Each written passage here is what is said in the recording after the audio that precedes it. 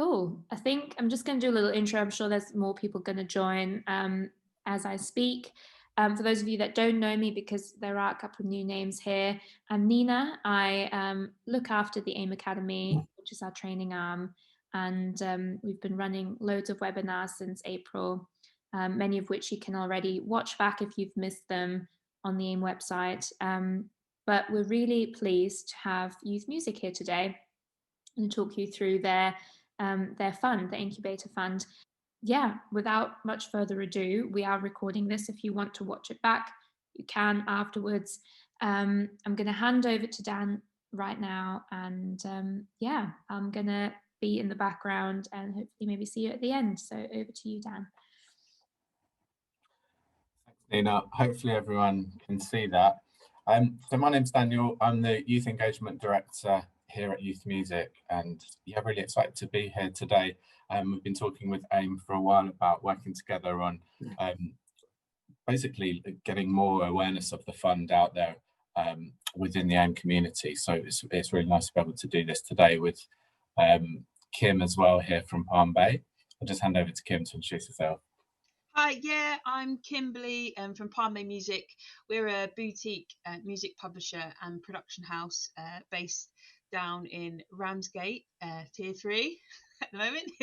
And yeah, so we've been a successful recipient of the Incubator Fund, and we're just starting our project now.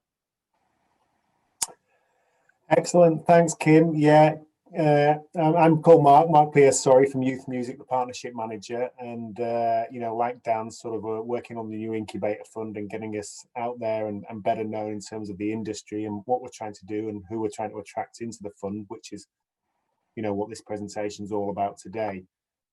So we're just going to talk you through a little bit about youth music and the Incubator Fund and the blueprint report, which is the sort of report a lot of this learning and stuff came out of.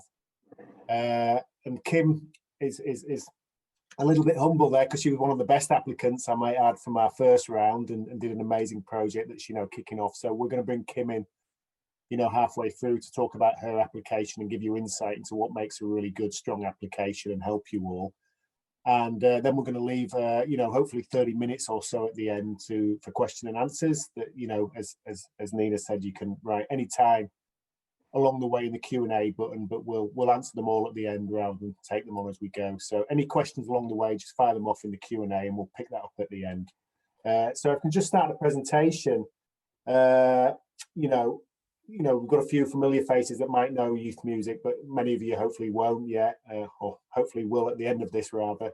So just giving you a little bit of an overview about youth music at a glance.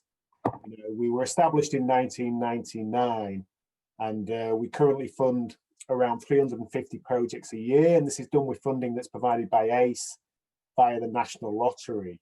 So we invest about £9 million a year, and that reaches upwards of 80,000 young people aged 0 to 25 each year. But unfortunately, that's actually only about 40% of the applicants that come into us.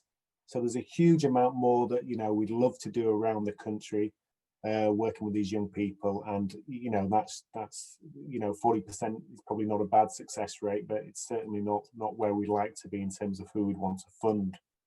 And the majority of these 80,000 people, young children and young people rather, are facing barriers, who they are, where they live, or what they're going through, and that could be low socioeconomic backgrounds, physical disabilities, neurodiversity, excluded from school, justice system, right across the sort of the spectrum, for want of a better word. So, and that's what youth music's all about, helping these underrepresented young people have access to music and progress musically, socially, and personally as well. So just jumping through to the next slide. Just a little bit more information about how we do this really, and essentially we've got through the Arts Council England, it gives us Fund A and Fund B, which grants, our smaller grants have sort of from £2,000 anywhere up to sort of 150k, and that depends on the sort of size, scale of the work and the organisation, and the strategic sort of elements of the grant holders would depend on that. And they're predominantly focused around sort of music education, smaller organisations that work outside of school with those young people. what this fund has done is, the Incubator Fund really is a really around in early career industry, and it's given us ability to support young people sort of 18 to 25, a little bit older in that trajectory. And it's a lot of it's come and been established from the issues that came out of a blueprint report that we did back in, I think it was June or July. I want to say July. Sorry. You'll hear more from Dan on that very shortly.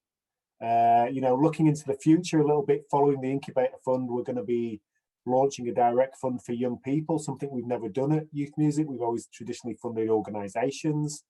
So in spring 2021, we'll be launching this new fund where 18 to 25-year-olds can secure funding directly through grants. And we're hoping a lot of these young people will come from these incubator projects where, these organisations are supporting these young people, to develop and then potentially taking the next step with grants themselves. And finally, we just have a small access fund, for young people, for anyone that has additional needs to apply, being a sort of equal opportunity organisation. That's something we're very proud of and something we do. So I'll just pass over to Dan now to talk more about the blueprint and the Incubator Fund itself. Thanks, Mark. So yeah, as Mark mentioned, we did this earlier this year. It was a research report that we did partnering with the organisation Liberty. We spoke to over 1,300 young people aged 18 to 25, and also did some consultations around the music industries, music education, with about 100 further people to put together this report. And we knew we were launching this fund, and so we wanted to build some evidence first and think about how we could make the best impact with it. And our central question really was, how do young people go from, enjoying music, playing music, to starting to build a sustainable career in music? And what does that look like in 2020 for people starting out? What obstacles are they facing? What's the industry doing about this? What's education doing about this? And how could youth music support? So obviously 2020 has been a bit of a weird year to do this. We actually started the project and did most of the research just before we'd gone into lockdown. So the impact of COVID wasn't really that clear yet, but people were starting to think about what it was going to mean.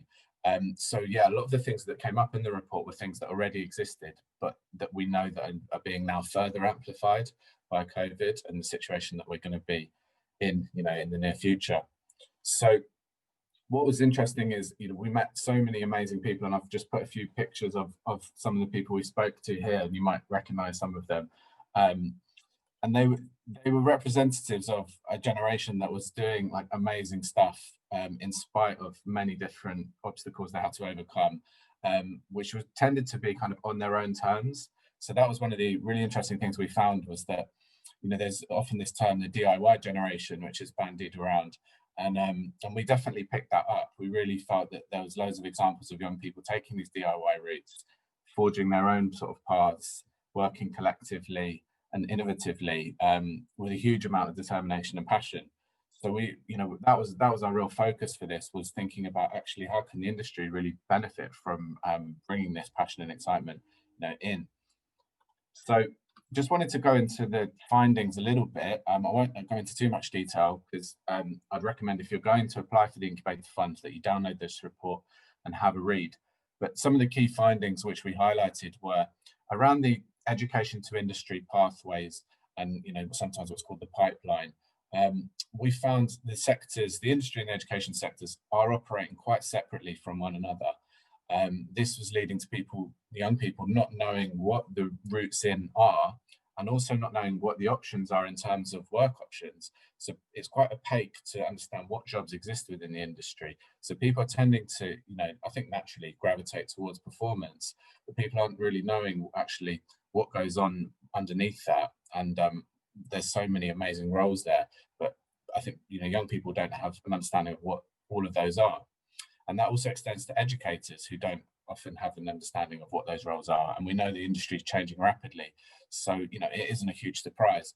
But what we wanted to do was kind of highlight some of the great work that was going on, but also put a bit of a call out to say that industry and education need to be working more closely together and need to be collaborating more. Second finding was really around this issue of the barriers to entry. So you know, we know the industry is really tough to get into. There's huge competition around getting in, so unpaid internships and things like that are still endemic. Unfortunately, we found young people doing unpaid internships at, you know, labels and organizations that frankly really should know better by now. There's a kind of networking and cliquiness element of the who you know recruitment, which was also hindering people. And what I think we explained in the report was that people tend to hit a bit of a bottleneck because there's so many people trying to get in. The people who actually make it through are the ones that are able to survive this competition and get through and have the contacts and the networks, are able to undertake the internships. And, you know, over quite a long period of time, people are having to navigate that. So it's really tricky. And, you know, a lot of people are kind of in the gig economy or doing what we might call portfolio work. That's, you know, increasingly commonplace. And, you know, we know that the sector operates in that way, but the people best placed to kind of thrive in that world do tend to be the ones that have support networks around them, whether that's, you know, organizations like the kind of youth music funds, or whether that's, you know, parental support or other networks. So, you know, no huge surprise that we found that actually, you know, those who were able to navigate this were people from more advantaged socioeconomic backgrounds. The biggest finding we had was that people from less advantaged backgrounds were the ones who were really struggling. We also found that the gender divide was really significant still. And there were huge barriers for people, for women leaving, for example, university courses where they weren't earning money from music and were 20% less likely to be earning money from music than their male counterparts. There were also, you know, further barriers around location, where you live, and ethnicity as well, and discrimination that people were facing kind of in the industry. So it wasn't just about getting in, but also about staying in. So yeah, you know, we lots of things there to work towards addressing. But one of the things that stories that we really wanted to tell was, you know, as I said, young people were doing things themselves and kind of fed up of the closed shop, and really wanting to actually support each other, support their peers, and you know, build the industry that they want to see. So so that was really inspiring, and we tell a lot of stories throughout the report of some of the young people that we spoke to, and, you know, the platforms and the collectives that they're building. So yeah, it was about kind of, I guess the takeaway message really was do it together rather than do it yourself, DIY. We want that to be DIT. We want collaboration between, you know, different parts of the industry, and collaboration with young people.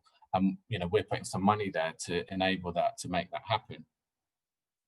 And then lastly, I just wanted to highlight this quote on the bottom right, which was interesting because it came up a lot.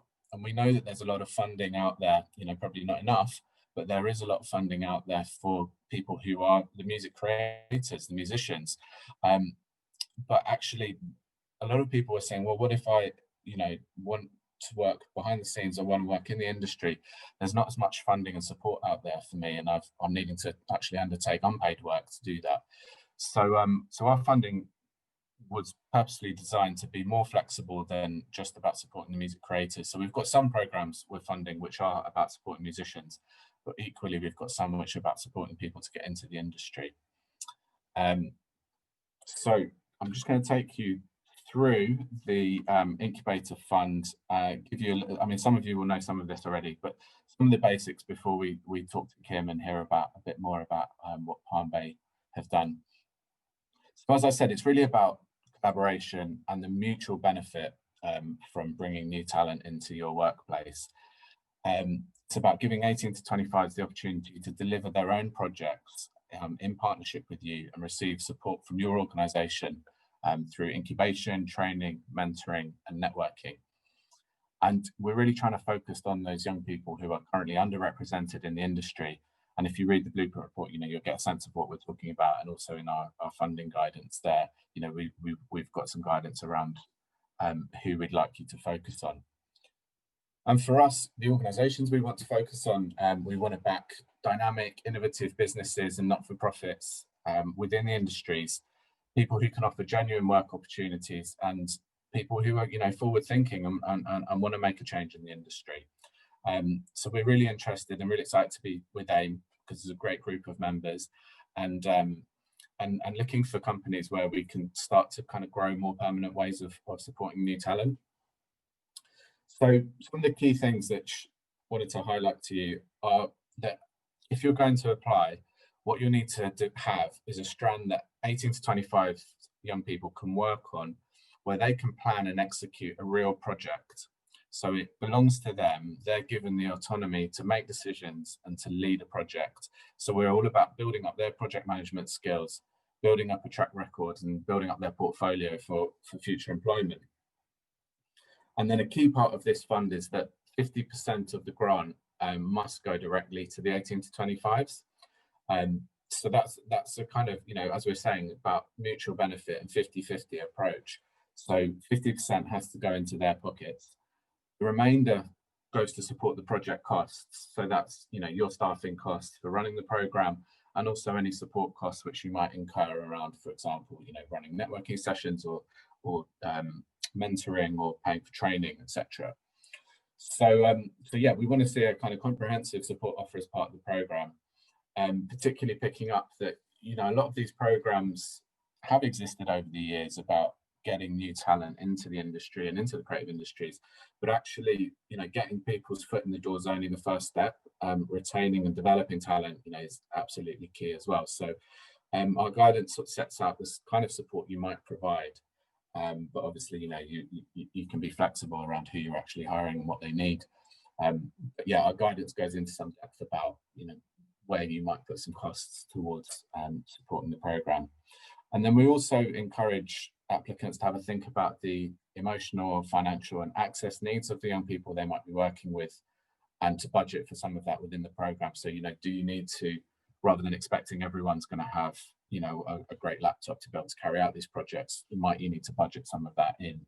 And also thinking about mentoring, not just in the sense of like career mentoring, but actually more around coaching, for example, you know, embedding that kind of good well-being practices at the start of someone's career. So projects can run for between 3 and 24 months, and we've got a real mix in the first round. And people can apply for up to £30,000 if you're a company. If you're a sole trader, it's only up to £15,000.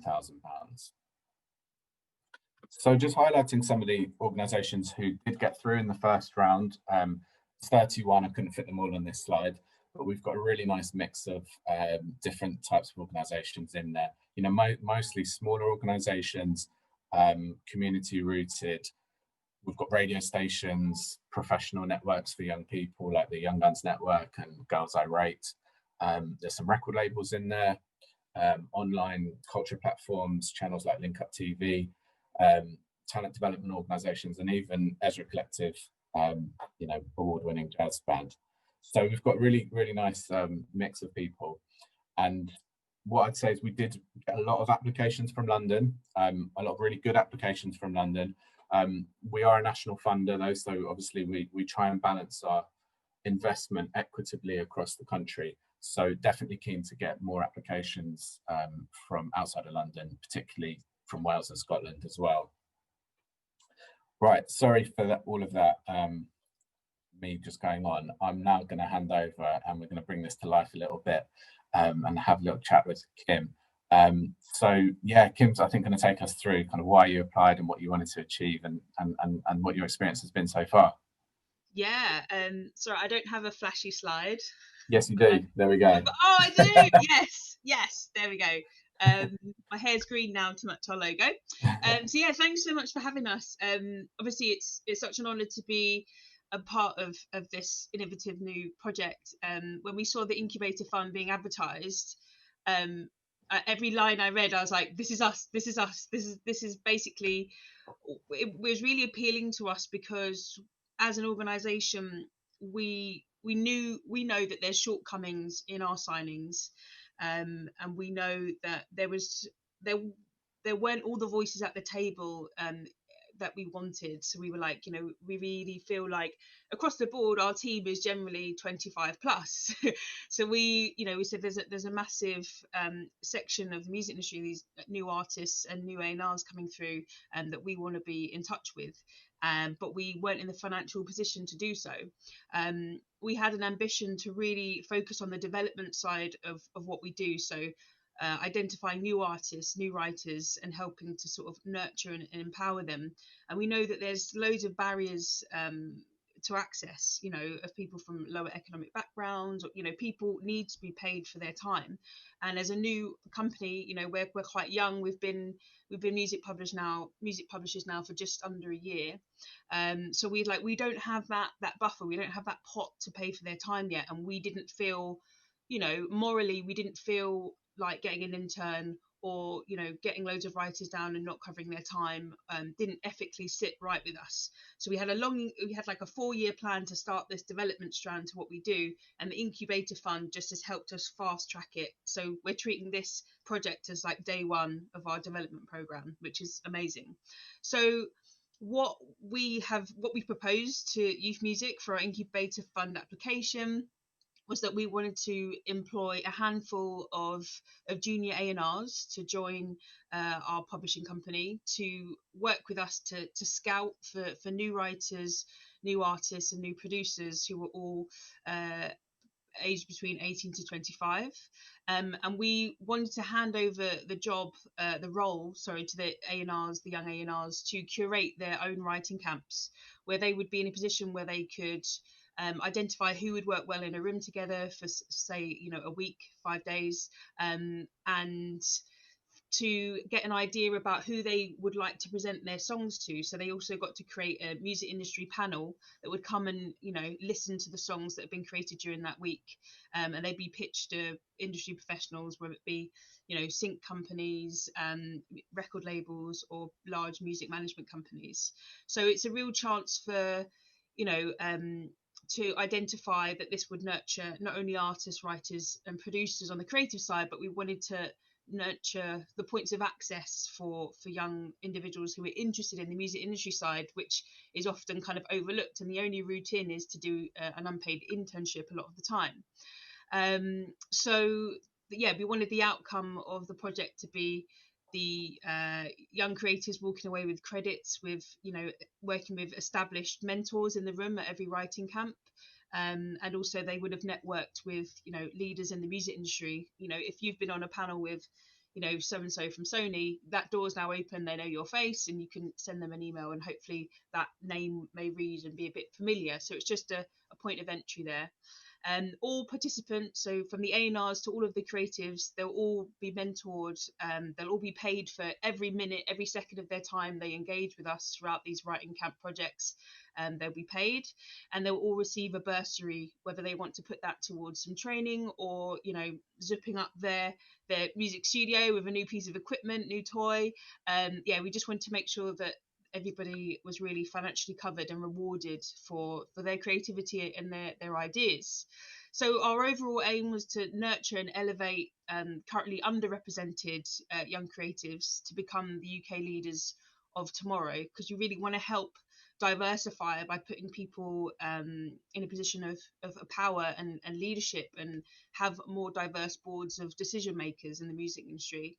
And we particularly decided to target women, the BAME community, those currently in challenging circumstances. So that could be social, economic, geographic, the LGBTQ plus community, and non-graduates.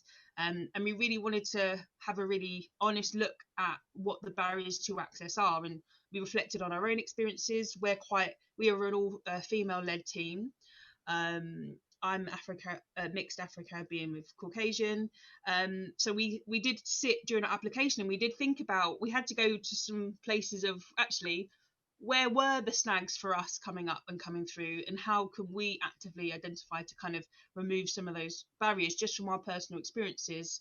And also 2/3 of our board are LGBTQ plus as well. So we really had to search ourselves and think, actually, how much has our identity impacted on our journey through the industry as well. So that was quite an interesting process.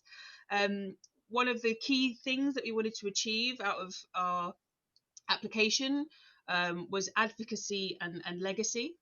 We wanted to make sure that a young person coming into our organisation on this project felt like they were in the driving seat. They had a seat at the table, they had a voice, they were going to be listened to.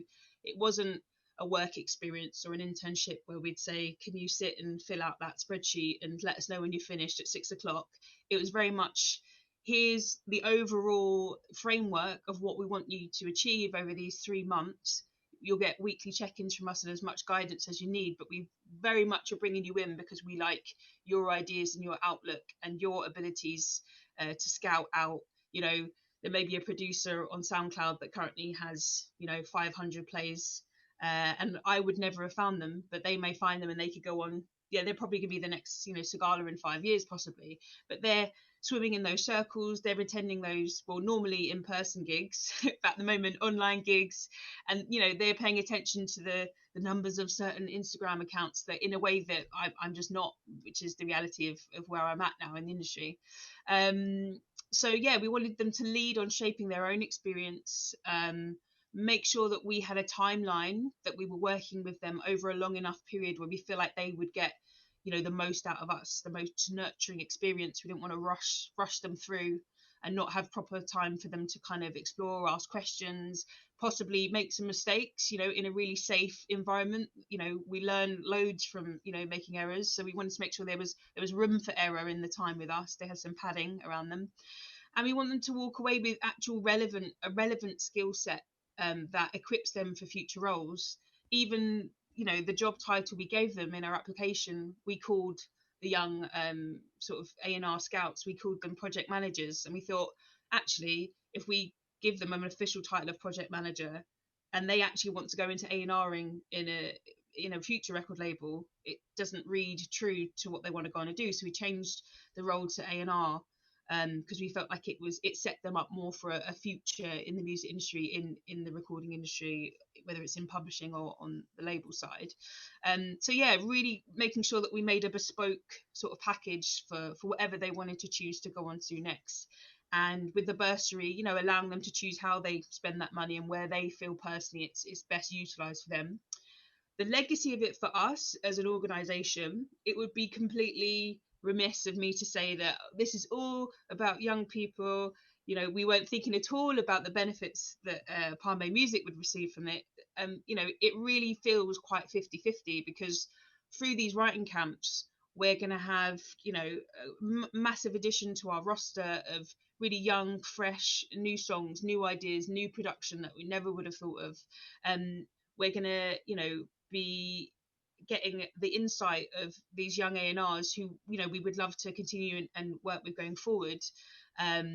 So it's really diversifying our roster, our artists, our writers, and our awareness of how we can commit to developing of new work. So yeah, for us, there's a real mutual nurturing exchange between the young people that we're going to be employing through the Incubator Fund and what they're actually going to be learning from us. So it definitely feels like a significant exchange for us. For some key pointers, I would say from what we put in our application is, I would say the strength of partners is really significant.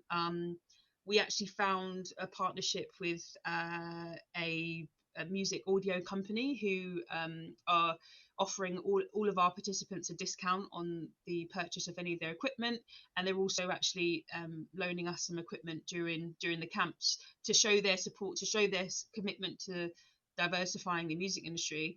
And that's going to be, as such the more you can pull in different links and different contacts and different people who can bring to the table a different skill set or a different expertise. There's 2 local youth arts organisations to us in Thanet who we know we can call upon. We consulted them throughout our application, and we know we could call upon if we ever have any, worries about, are we, meeting the needs enough of these young people. I know we've got a soundboard that we can check in with them, and they'll offer their advice out of support. Building in regular evaluation. is really important. Our project is a year long, and we didn't want to wait till the end to go, hey, did we get anything right? We put 4 points in between every quarter to have an evaluation to reflect and and implement change if necessary. So yeah, and we had to be very mindful of being flexible because of COVID, of course. But yeah, I'd say that is the general overview of how we've done with the Incubator Fund, and we were successful, which I'm really happy about. And Kim's playing it down there because they were not only successful, but definitely one of the best applications that we had. They'd really thought everything through, and yeah, it was just really good to see. You know, obviously we designed the fund and we put it out there, and then you see people come in and it's kind of doing all the things that you'd hoped. So that was really, really positive. So we were really pleased. Just wanted to highlight some of the sort of themes that came out of round one around creating a strong application. So we've got, actually, if you look in the bottom of this slide, there's a link there. So we've written up a article on our website about creating a strong proposal with some of the learnings from this round. I just wanted to just quickly highlight some of the key things, because some people really sort of didn't make the most of the opportunity to give 18 to 25s the chance to lead on their own project, and actually thought a little bit more about their own business needs. So I think, you know, if you're going in for this, do think about how you can take a collaborative approach, and you know, how you as an organization will benefit from young people's ideas, and can give them the space to do that. The other thing was around the amount of hours offered as well. So we were really looking for people to get meaningful experiences from this as well. And I think, you know, we prioritized those ones where the amount of time that people were in work and on a project was substantial, rather than being, you know, like a couple of hours a week here and there. So yeah, that was something to bear in mind. I think the other thing is just really thinking about the support that you're offering as well, and making sure that, you know, you're using that funding which is on, you know, your 50%, up to 50%. It doesn't have to be 50%. And in fact, you know, if you're doing a relatively traditional internship program, I wouldn't expect your percentage to be 50%. We had quite a few organizations who were applying to, you know, take on a couple of interns, didn't seem out of the ordinary for what, you know, their business did. So fine. But then they were applying for like 50% management costs. And I was like, well, what are you doing with that 50% management costs? You're managing some interns. It's not going to be that hard for you to manage these interns because they seem to be working on your everyday projects. So, you know, that's not what this fund's about. It's not a wage replacement scheme. So, you know, look at how you can spend your 50% on, you know, yes, your own costs, but also around how that can benefit your business, how it can benefit the young people you're working with. So the other thing that was quite clear as well was people who were successful really understood that. So what I need to highlight is that 18 to 25-year-olds are involved in assessing the applications. We've got a panel of young people who will look at each application. And what we ask you to do as part of the application process is produce a deck, a video, or a written document that will go to them and is you selling the program, basically.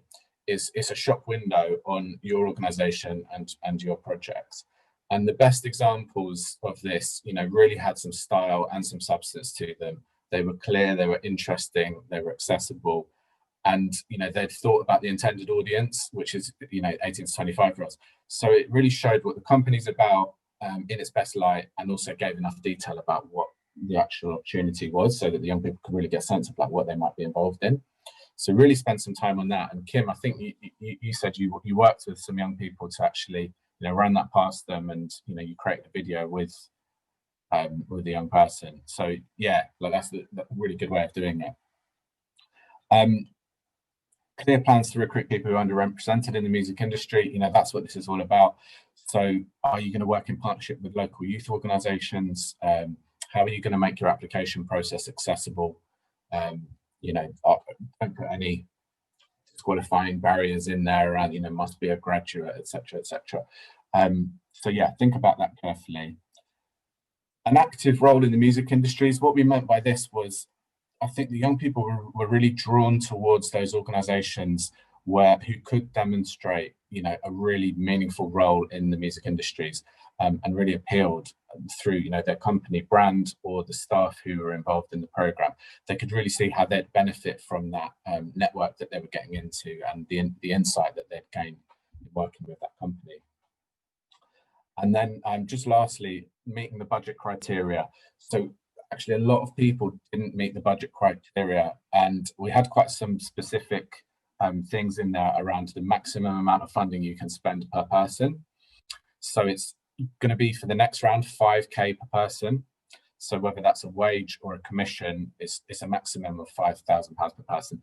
Quite a few people applied to spend the full 30k on one role, and they just didn't get assessed. They were just ineligible, and you'd be surprised by how many organisations did that. So make sure, you know, you read that guidance. It sounds obvious, but, you know, clearly a lot of people didn't do it. And also submit the right information. So, you know, we asked for some basic stuff, management accounts, etc. If you don't upload them, your application doesn't get assessed. So, you know, make sure you do that stuff. I'm going to hand over to Mark, who's going to just, I think, finish us off, and then we go to Q&A. Yeah, thanks, Dan. Yeah, just a little bit more key info, really, and you know, again, all this will be on the website and the guidance when you start looking at it. But you know, who's eligible to apply for this? Firstly, I guess, you know, companies, collectives, sole traders, and non-for-profits in the music industries, you know, across the UK, really. And you know, what we're really interested in is, you know, probably a lot of the AIM membership. That's why we come with this partnership with AIM. You know, is interested in micro businesses, you know, which are, you know, have between 1 and 9 employees, and small scale enterprises as well, sort of 10 to 49 employees, and groups of these working together as partners and in consortiums, you know, is something that we're really sort of encouraging as well. You know, we're more than happy to support informal collectives. A lot of these collectives don't sort of, you know, not registered as businesses or organizations yet, but, you know, in that case, you know, what we'll need is a designated sponsor organization to be the lead application. And apply on their behalf. So that's something to look out for. But we're really, you know, are encouraging sort of loose collectives as well. You know, I don't want to repeat too much, you know, as Daniel's mentioned there, you know, it's about creating genuine, and, you know, Kim as well, sorry, you know, genuine work experience opportunities and real meaningful change. So you're not going to be able to work with huge numbers of people, you know, in these projects. So we're thinking, you know, between 2 and 10 young people sounds about right, and has felt about right in a lot of the applications. You know, it's about opening up access. So recruitment wise, you know, Kim spoke about it really well there. You know, it's an opening recruitment is essential. We don't want these positions that are earmarked for young people that you know already. You know, we have a jobs and opportunities board on the website. We've got loads of guidance on how to do that, you know, and again, talking with local arts organizations, local organizations working with young people and tapping into their networks as well is a real win. You know, something that we're proud of here at Youth Music, we're a living wage employer. So any wage is paid must be living wage with a contribution from the employer as well. In terms of practicalities, next steps, you know, we're hoping to make an announcement when the second round's opening very soon, potentially next week. The deadline will be February the 5th next year. So, you know, we've got time, and that'll be 5 p.m. And, you know, as Dan mentioned there, the first round was really competitive in London. We, you know, as a national charity, you know, we do open up, and this round also includes Scotland and Wales. So if you are applying, then it's got to be well thought out and good. But if you are applying from London, then, you know, realise that there is a lot of competition there. And, you know, if you're going to go for it, then you know, you kind of do it properly, which, you know, it's something we're hopefully we're preaching to the converted on that anyway. And just, you know, to finish off from me, this COVID-19 proofing that's in the application as well. You know, we've got to assume social distances are here to stay, unfortunately, for a while longer. You know, so when you're planning your program, you know, allow for that flexibility. You know, you've got appropriate safeguarding measures in place. Think about the partners, the venues. You know, think about what parts of your business are feasible, you know, under social distancing lockdown. You know, what will be challenging, and, you know, what areas have got potential for growth as well. Be mindful of the young people and what they're comfortable with, and, you know, be really flexible and realistic, you know, about what's possible to deliver. You know, if you're looking to do events and this sort of thing, then, you know, let's be honest, they're going to be affected, and if possible at all. You know, and nurturing roles that are likely to grow and develop. What like I said, what parts are feasible and can be there for growth. So you're going to get asked this on the application form, how COVID can potentially affect the program and how you've built resilience into that. But there's no right or wrong answers there from us. So it's about having to think about that genuinely and applying it realistically to your project. Yeah, so that's it from me. I'll hand back over to Dan quickly and then get into the Q&A as well. Cool. Just to say on the Q&A, I can't see any questions in the chat at the moment, so do put questions in the chat in the Q&A. I'm looking at the Q&A bit, so there's two buttons. There's a chat button and then there's a Q&A button. I can't actually see the chat at the moment, but I can see in the Q&A window that I've got that there's none in there, so hopefully we're doing our job of answering everything. I just wanted to highlight this thing called the Kickstart scheme, which is the government's new program to support young people into work, and it's part of its kind of COVID recovery project. So it's about helping 18 to 24-year-olds who are on universal credit to find new jobs. And there's something that we can add on as part of the Incubator Fund if we link into this scheme. So some people might be interested in this. There's an organisation called Creative and Cultural Skills who are bidding to the government to basically distribute Kickstart funding across the creative industries. And we're not sure whether they're successful or not yet, but Youth Music's working in partnership with them if they are successful. And what employers will be able to access is funding from the government to create jobs for 25 hours a week for 6 months long. So some quite significant money there from the government, which could support your incubator projects. So yeah, keep an eye on that, and we'll put some guidance in our application form. We're really hoping, we were hoping we'd have known already now whether this was successful, but we should hear from DWP in the next kind of couple of weeks. And basically, yeah, if you want to access that funding, look up the Kickstart scheme online, because there's guidance out there already about the eligibility criteria. But if your roles are eligible and you recruit people who are on universal credit currently, so working with the job centre to recruit them, then the government will fund part of those wages. So it's one to bear in mind, because we think it's a great opportunity and actually could really make some of these roles more substantial if there's extra funding. So yeah, just wanted to highlight that. But we're going to wrap up now and take some questions. Sorry, just lastly, just where you log in, etc. We'll send this around as a PDF afterwards.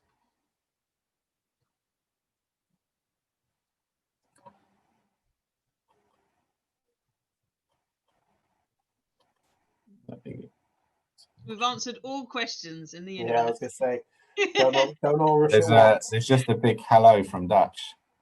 Was there anything you wanted to ask, or was it just a thumbs up?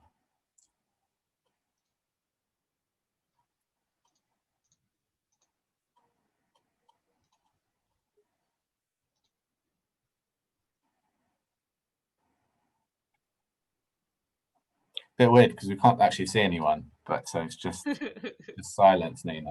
I'm hoping it's so. We've got a question. No question. Oh. Okay, cool. Yeah. Thanks, Dutch. So, what's the best way for people to get in touch with you after this? Yeah, let me just go back to that slide that I had up, because that had our contact details on it.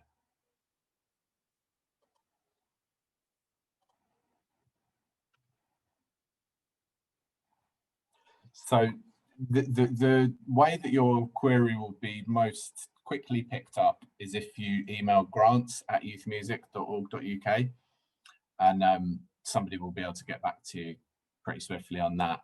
Obviously, you can email us directly as well. Me and Mark's email address is on there.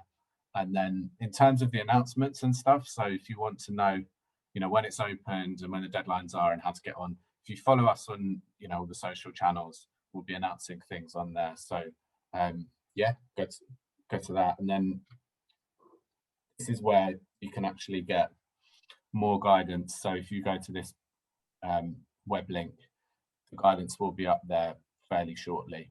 And then there's, the links to the application portal and all of that kind of stuff. So fairly straightforward, fairly standard. But yeah, do get in touch if you've got specific questions. You know, we're more than happy to have a chat about project ideas and, you know, that kind of thing. Makes sense to ask and speak to us before putting all the effort into like actually writing the application. There's a question from Dutch in the chat now. You mentioned previous applicants could have a phone chat. How do we organise that, please? Yes, just get in touch with me, Dutch. We'll organise something. Great.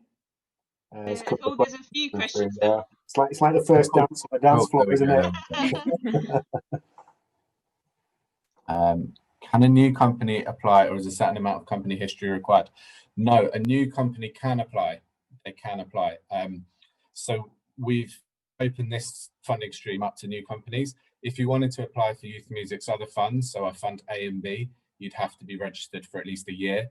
But we're really keen to support new and growing companies. So yes, you can apply. Do applications have to be music related? Example, we have a website society on where we have taken on interns in the past and hope to in future. I think what happened in the fact they don't have to be, to answer your question, but interestingly, the ones that were more directly music related seemed to fare better in the assessment process and were more appealing to the young people. So we did have one example where an organisation had kind of moved, you know, they were an events company and they'd moved to creating merch, and they were looking for some people to support that merch distribution and production. You know, it wasn't directly related to the music making and kind of the music, and it, you know, it was an interesting project, but I think the young people didn't like it as much as the ones that were more directly kind of working within music rather than kind of the production of, you know, what were basically consumable goods. So yeah, I think it might be good to explore that one in a bit more detail. Is it the Ivors there? So Marcus, maybe we can pick that up and have a chat in a bit more detail about that one. Yeah, just add there, you know, these young assessors that do sit on the panel, you can't pull the wool over their eyes. It was amazing to have them involved. They look at the decks, the videos, you know, if you're claiming to be, you know, have great YouTube channels and social channels, they'll see through that in a minute if the numbers are not there and your socials are not there. But again, they're really valuable sort of insight into the process from our learning as well. And they look at the decks and that information that you send across. So it's this dual sort of process of youth music and external applicant, externals looking at the applications along with the young people as well. So, you know, bear that in mind, you know, yeah. as well. You don't have to have like a massive social following or anything. No, I think it was just where people were saying, you know, we're the leader in this. And then you looked at their socials and it was like, you're not. So I think it's just about being honest about where you're at, because there was lots of companies that we did fund that, you know, were growing and building, and yeah. I think it is that genuine authenticity, isn't it, that young people are really, really hot on. They can see through things if you're trying to pull the wool over their eyes. So yeah, bear that in mind. There's another question in the chat which says, do you have numbers of the successful rates for London-based applicants? Yes. So I think 45% of our applications came from London in the first round, 45%, and we fund in the final 31, 25% were from London. So yeah, it was the stat that I always keep remembering is that we had as many applications from Hackney as we had from Wales and Scotland put together. So yeah, we're doing some concerted work in Scotland and Wales. Mark and I have got some webinars lined up, and we're really trying to get out there. Youth music's not funded in Scotland and Wales before, so I think we're just less known there as an organisation, but it's something we're really trying to address. But yeah, if you're going in from London, you know, we're not trying to put you off, but just saying that the competition is going to be high, and we did have to say no to some really good ones, but they're welcome to come back in, and the competition might be a bit lower in this round. I'm from Hackney. Would that make it even harder? No, we're not looking at like specific boroughs. We were just grouping everything as London. So no, but obviously there's a lot of creative industries in Hackney. But yeah, there's also a lot of the issues that we've been talking about that we need to address in society in Hackney and in East London. So we know, there's a big need there.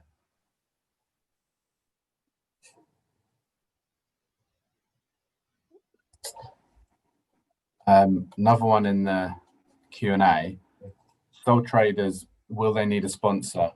No, sole traders don't need a sponsor. If a sole trader is a registered sole trader, they can apply as a sole trader. What we get from them is just the usual kind of forms of ID to back up their application. So they don't. The only people who need a sponsor is basically, we came across quite a few of these sort of informal collectives, mainly young people who, for example, might be working together as a group of promoters and putting on some events or something like that, and they want to apply, but they don't have a constituted company behind them. So what we've encouraged them to do is to find somebody who is a registered company who can be the kind of lead applicant and will almost be the banker for their funding application, and will contract with that lead applicant, give the funding to them, but the young people who are involved in running that program will be the ones who actually kind of deliver it.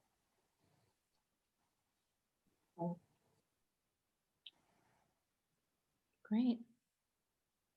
Any more questions?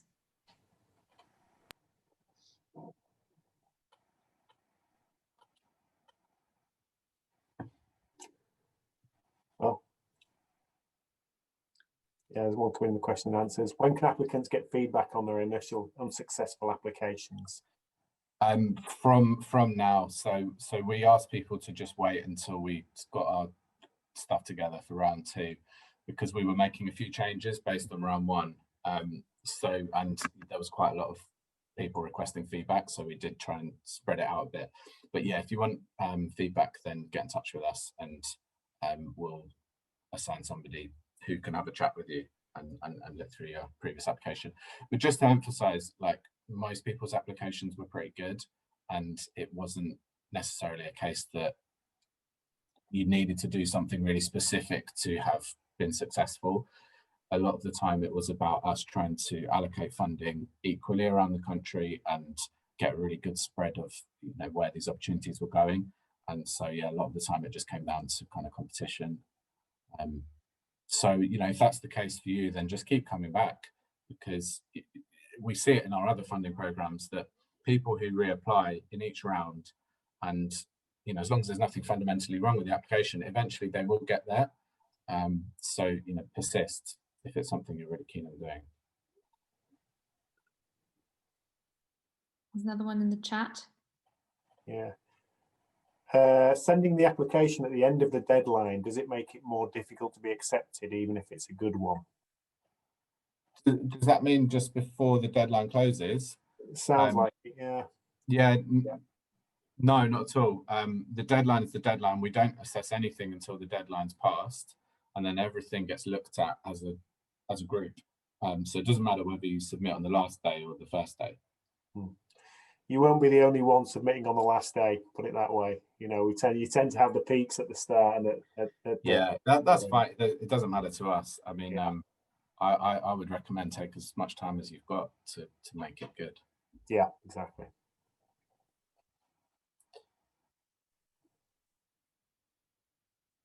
Great.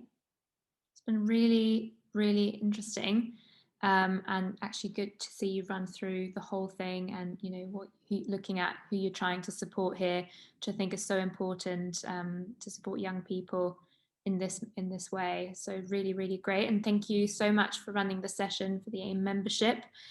We have recorded this. If you did tune in a little bit late, or if you would like to share this with any of your colleagues, we will be putting this on the AIM website in the AIM member only section, like with any other AIM Academy webinar, and we'll also be sending you the link via Eventbrite. So have a look. If you get a message from Eventbrite following on from this, it's not spam, it's actually the link to the website, so it's up. Thank you so much, Kim, Daniel, and Mark. This has been really great again, and thank you to everyone tuning in as well and sending such great questions. Yeah, thank you. Thanks to AIM as well. Yeah, appreciate it. Yeah, thanks Kim as well for turning up. saying great stuff.